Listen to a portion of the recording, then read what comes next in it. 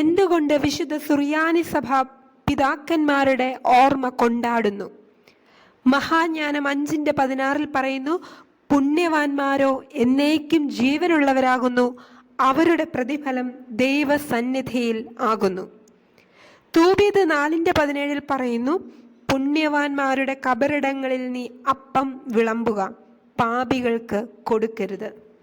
കൂടാതെ സങ്കീർത്തനങ്ങൾ 34:15 പറയുന്നു, കർത്താവിൻ്റെ കണ്ണുകൾ പുണ്യവാന്മാരുടെ മേലുണ്ട്, അവരെ കേൾപ്പാൻ തൻ്റെ ചെവി തുറന്നിരിക്കുന്നു.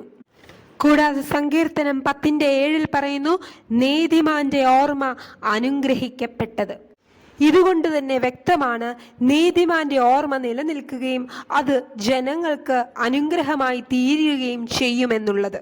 പരിശുദ്ധനായ പിതാവിന്റെ ദാസനായി സ്വർഗീയ ഭവനത്തിൽ